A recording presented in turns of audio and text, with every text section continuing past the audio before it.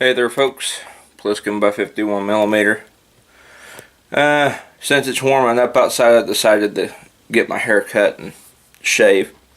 But anywho, this video I'm doing today is in regards to my M1A's 308 reloading dies and a specific problem that we had. So let's get started. Alright, so last night I was reloading my 308s, and I reloaded 6 of them here. I reloaded these 5 here, and then this one here, and then I started to notice something odd about them. I'll come over here to the light,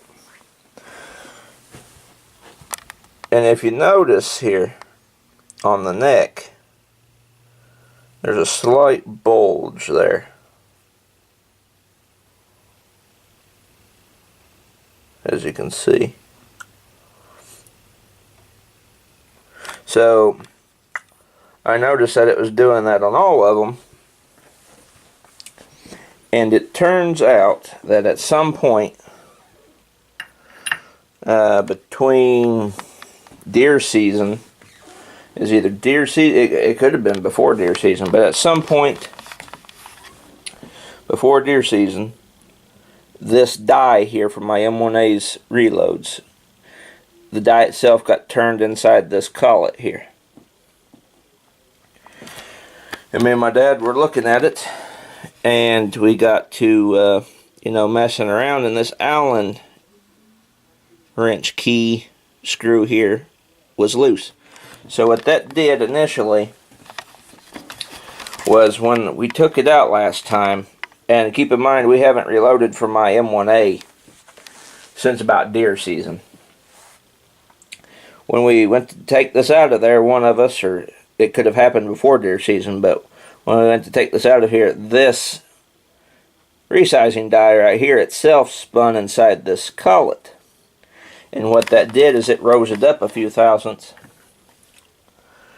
And then it gets to where it's not resizing the shoulder, pushing the shoulder back. It was only pushing back the neck to about right there. I'll show you all again. See, it's got that little hump there. That's right here. About right here was all that it was sizing. The rest of this was unsized. The shoulder and that part of the neck, that was all still the same length. Just this part of the case up here was getting sized. Because however it happened, this came loose from the die, and then the die backed out, and that drastically changed the results of my reloads. So what we did is we reset my dies, and that was a very long process that I'm not going to get into because it's perfect the way it is right now. I'm not going to mess with it anymore. And we have them resized to where there's this much thickness, or it's resizing the shoulder back about this much. See there where the light's coming through? 0.3 thousandths. And my camera's really not wanting to focus. Yep, 0.3 thousandths is how much my sizing dies are pushing that shoulder back, which is good, and that's how we originally had it, because that way when you size them back just that much, but not so much, I mean just 3.3 thousandths sizing the shoulder back, it allows it to basically ride up against that chamber in there on where the shoulders are, and it allows it to fire form, and you don't wear your cases out. Because if you say, like set it to resize back, say to about 1/5, 0.5 inches back off the shoulder on your resizing die, you would start wearing your brass out from constantly, pushing it back further down, and then it would fire form back up more, and then that back and forth would wear it out. But 0.3 thousandths off the shoulder there in the chamber, it doesn't wear it out so bad. And it allows it to fire form better, and you get more case life that way. Yep, so we have gotten it back to original configuration pretty much. So I'm going to be reloading these. My dog's going crazy. You probably see someone outside. I'm going to reload these tomorrow, and go shoot them either tomorrow, same day tomorrow, or Sunday. And I'm going to try some of these new ELD 168 grain match bullets in it to see what they do, because my dad's loaded some of those for his 30-06 and they are incredible. So that has been, I closed that.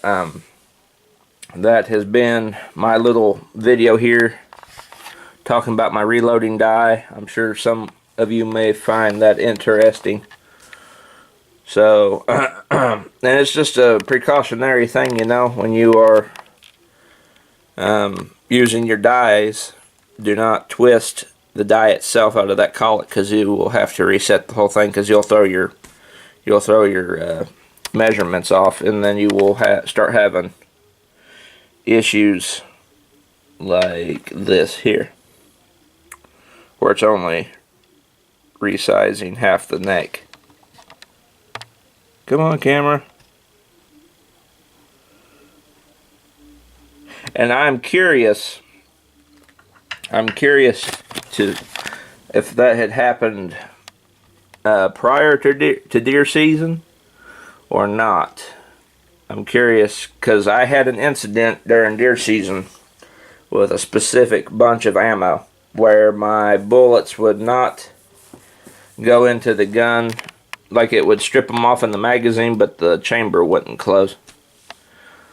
And I'm wondering now, looking back on it, and had this, just figured this incident out last night, because we haven't reloaded for the M1A in a long time. We've been reloading for the 223 for the past few months.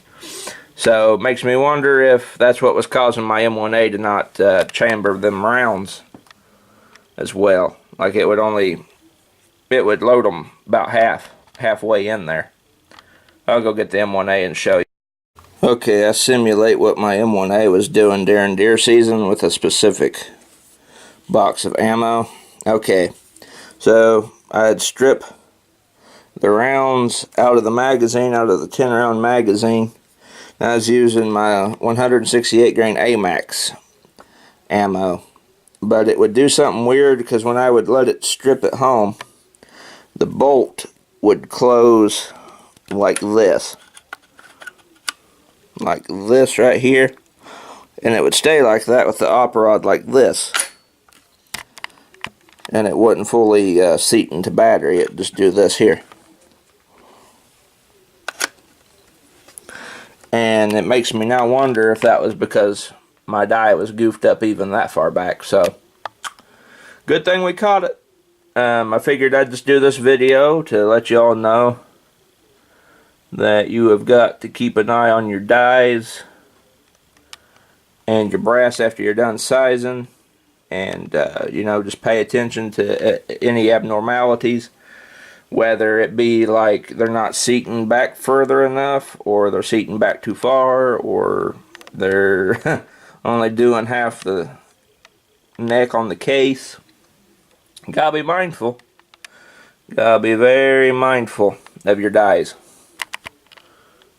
Your reloading dies for your rifles. Luckily, though, I had a bunch of other ammo to shoot. I had, I got a box here. I'll scoot these. They're shot up now, but I had a box of 168 grain hollow point boat tails loaded into these Federal Power Shock shells here. And it was basically the same load as the A-Max, 42 grains of varget powder, but I was using hollow point boat tails instead of A-Max, and I switched to these over the A-Max loads that I had, and these ran good, and that's what I killed my buck with. So, moral of the story, keep an eye out on your reloading dies, and do not unscrew them from your press by the die itself. Always unscrew it down here on these collets and check the screws and make sure they're tight. Anyway, this has been Pliskin by 51mm, and I'll see you all in the next video. Don't hate me because of the Starbucks coffee. I really don't like Starbucks' bullshit gun walls, but I'm drinking that because I'm pretty wore out. Anyway, I'll see you all in the next video.